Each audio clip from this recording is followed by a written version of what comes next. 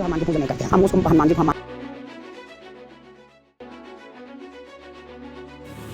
उत्तराखंड के पहाड़ों के बीच एक छोटा सा गांव छुपा है जिसका नाम है द्रोणागिरी, जो ज़्यादा लोगों ने नहीं सुना है। ये गांव न सिर्फ पहाड़ों के गोद में बसा है बल्कि इतिहास के दिल में भी है। कहा जाता है यहाँ से हनुमान जी संजीवनी बूटी ले जाकर लक्ष्मण जी के प्राण बचाए थे। ये सिर्फ कहानी नहीं, ये उस धरती की सच्चाई है जो हर कदम पर जीवन पर कुछ पुरानी यादें छुपाई हुई हैं। द्रोणागिरी में आज भी लोग मिट्टी से जुड़े हैं। उनका भाषा, उनका जीवन, उनके संस्कार, सब कुछ। एक ऐसा गांव है जो हर घर में रोशनी तो है पर एक ज़रूरी सुविधा, अपना निजी शौचालय किसी के पास नहीं है। पूरा गांव एक ही शौचालय पर निर्भर है जो गांव से नीचे उतरकर बना हुआ है।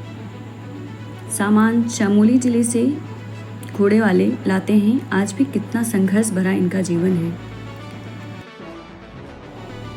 ये हैं चंदी देवी जो इस गांव में इकलौता होम स्टे चलाती हैं। ये गांव की परेशानी बता रही हैं, जैसे गांव में लाइट नहीं है, सामान वगैरह नीचे से लाना पड़ता है।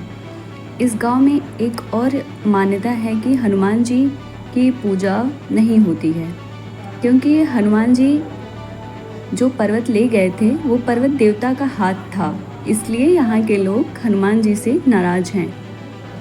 यहाँ उसे हाथ मानते हैं जो पर्वत ले गए थे, नाराज हैं। यहाँ आज भी लोग पर्वत की पूजा करते हैं। देखिए, ये यही बता रही हैं कि वो हाथ था और वो हनुमान जी लेके चले गए, इसलिए वो लोग रुष्ट रहते हैं हनुमान जी से। आज भी ये लोग पर्वत की ही पूजा करते हैं। और ये बता रही हैं कि संजीवनी बूटी या जड़ी बूटियाँ उस समय कौन देखा था। आज द्रोणागिरी को जड़ी बूटियों का केंद्र माना जाता था। द्रोणागिरी का जिक्र सिर्फ रामायण में ही नहीं बल्कि महाभारत में भी किया गया है। वैसे तो इस गांव में आज भी बहुत सारी जड़ी बूटियाँ हैं। जो पहचान पाए उसके लिए जड़ी बूटियाँ हैं, नहीं तो फिर वैसे घास फूस के रूप में देखा जाता है। पर्वत तक जाना बहुत मुश्किल होता है। थोड़ी दूरी पर एक व्यू पॉइंट है जहाँ से सिर्फ पर्वत देवता के दर्शन कर सकते हैं, ऐसा ये महिलाएं बता पा रही हैं।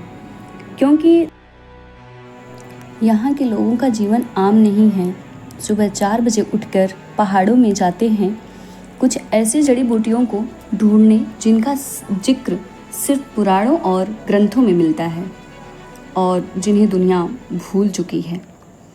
इन गांव वालों का जीवन इन्हीं जड़ी बूटियों पर निर्भर है। ये हर सुबह जड़ी बूटियों को तोड़ कर लाते हैं और उनको फिर बाजार में बेच देते हैं। उसी से ये लोग अपना जीवन यापन करते हैं।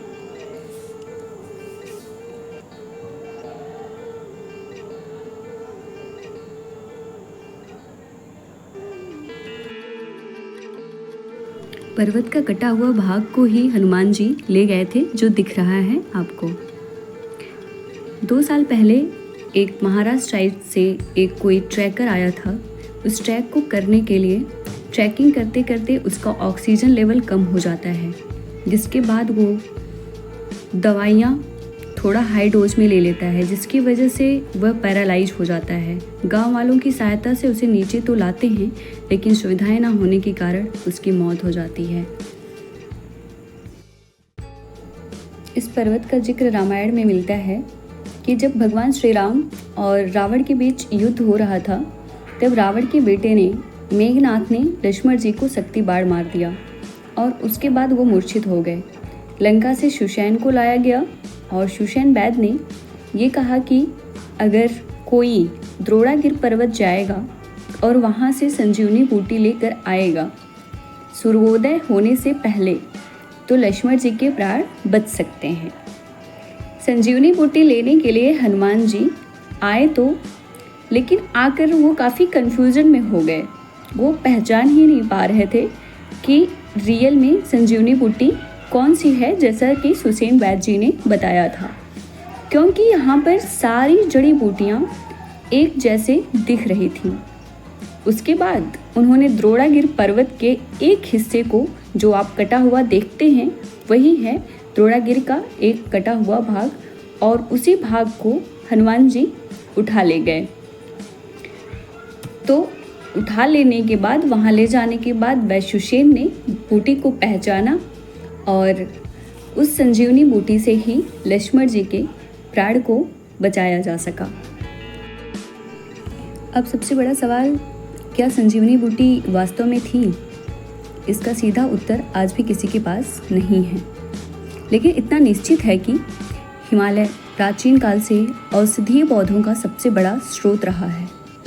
आयुर्वेद और पारंपरिक चिकित्सा पद्धतियों में हिमालयी जड़ी बूटियों का उल्लेख हजारों वर्षों से मिलता है। संभव है कि किसी अत्यंत प्रभावशाली औषधि को समय के साथ संजीवनी का नाम दे दिया गया हो। द्रोणागिरी पर्वत केवल एक पहाड़ नहीं है, यह आशा, विज्ञान, इतिहास और रहस्य का अद्भुत संगम है। यहाँ की बर्फीली चोटियाँ हमें प्रकृति की शक्ति का एहसास कराती हैं। वहीं संजीवनी की कहानी प्राचीन भारतीय ज्ञान परंपरा की झलक दिखलाती है।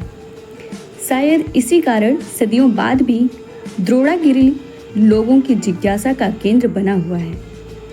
तो आपको क्या लगता है, क्या संजीवनी बूटी वास्तव में मौजूद थी? क्या द्रोणागिरी में कोई अनसुलझा रहस्य छिपा है? अपनी राय कमेंट में ज़रूर बताइए। अगर आपको यह वीडियो पसंद आई हो तो वीडियो को लाइक करें, चैनल को सब्सक्राइब करें, बेल आइकन ज़रूर दबाएं और वीडियो को लोगों तक शेयर ज़रूर करें। मिलते हैं अगली रहस्यमयी कहानी के साथ। जय हिंद, धन्यवाद।